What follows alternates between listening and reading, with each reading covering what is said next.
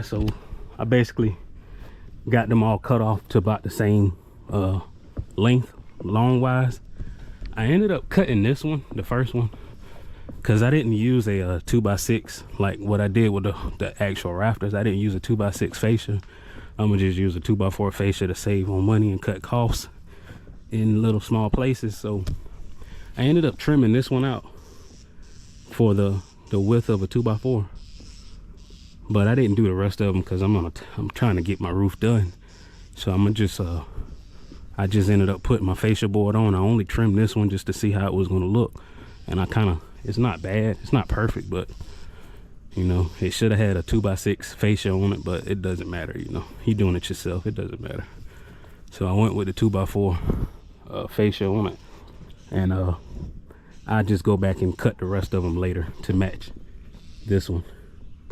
If you could, I don't know if I can zoom it in, to match this one, how I got that one cut at an angle. But now what I'm basically working on is putting up this drip edge, and this is the drip edge that I have.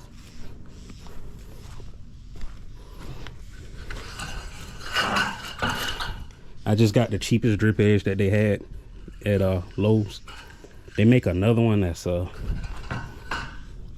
probably about 3-4 inches wide at the top. They make that one, which it seems to be a little more sturdy than this one is, but I just went with the cheapest one. I think that one right there was about $5 and some change.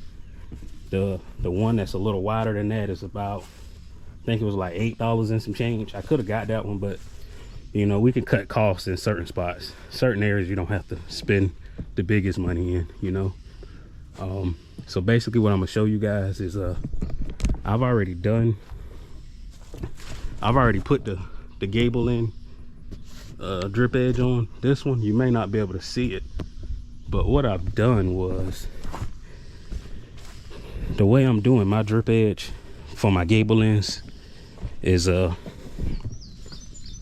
don't want to cut it at the top and have a seam directly at the top, because I've seen videos where people cut it at the top and now you got a seam here, and then you come to the other side of the peak and then you got a seam here, so you just got one seam in the middle.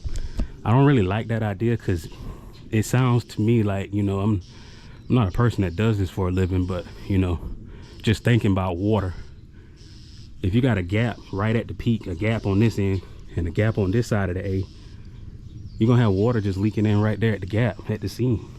So what I done was,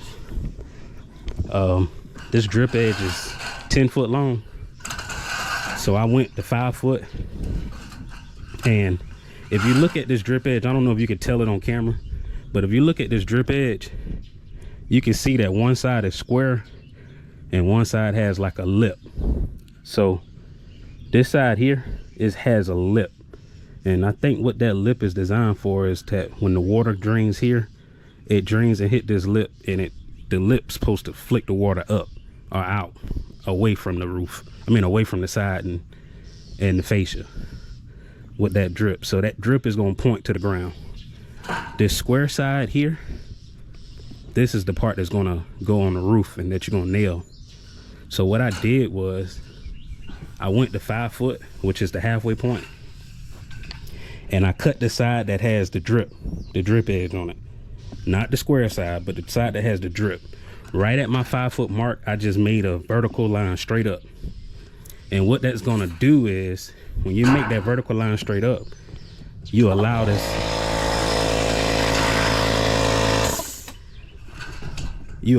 drip edge to now pivot.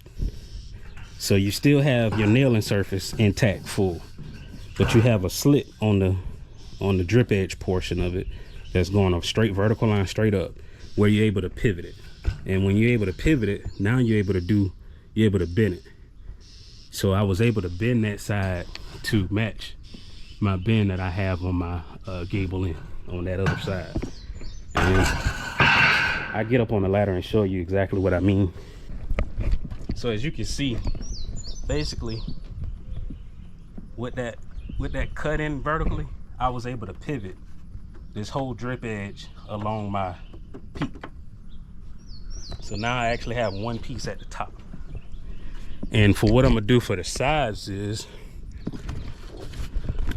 I'm just gonna slide my next piece under this one. And the reason that you want the next piece to go under this one is because when your water drips down, you don't want it to drip down into a seam. So if you put the other piece on top of this one, the water can drip down into that seam. So you want to tuck the other piece under this one.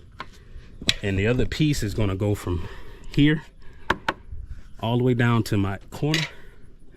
And I'm gonna cut that one where it turns the corner and go along the sides. So I'm gonna show you that in a minute. All right, guys, so I went and hooked that piece up right up there. Like I said, once you got that hook and slide into the original one that you already just did, what you want to do is to make this bend here. The last time I told you guys to cut the drip edge part, but we're not going to cut the drip edge part on this time. This time we're going to cut the top square part. And the reason is because you want this side to be on top of this felt paper, but you want this bottom part that goes here to be under this felt paper so that the water can run off the top of that drip edge and not under the drip edge and rot out all of this. So we're going to do a cut, a straight line cut right here, straight right there, and that allows us to pivot point, our pivot point to be here, so that we're able to fold it. And then another thing that's going to do is it's going to give us a clean corner. Instead of us having two cuts here, it's going to give us a clean corner. So like I said, that's the original piece that we did, and we just took this piece here and slide it up under that first piece that I put at the gable in. So now that we have that, I'm gonna go ahead and make a cut right here. Oh, I pointed the wrong one. We're not gonna make a cut here. We're gonna make a cut at the top part, the vertical part. So what you wanna do is just get your snips.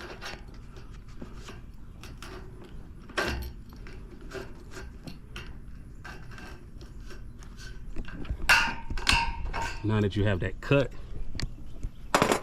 you wanna take this extra part, you wanna fold that under, and you want that to go up under, you want this side, this top piece here, the square piece here, to go under the square piece that you have on the side, and it should also go under your felt paper. So this piece here should just go directly to your roof sheathing. So we're gonna fold that across, and it's not hard, you just get it under everything. Once you got it under everything, what you can see, you're just gonna fold it straight across.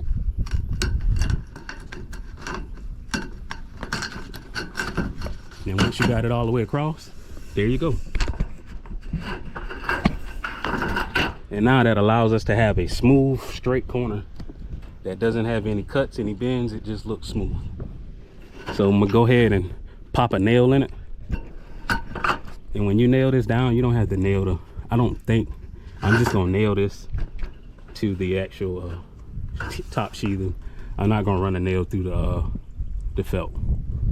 So I'm gonna go ahead and get that nailed, and I'll go ahead and set you guys up on a time lapse, since I've already explained how we cut the ends and how we cut the gables. I'm gonna do every end, that end and the opposite ends, the same exact way I did this one. The gables end on that end, I'm gonna do that one the same way I did.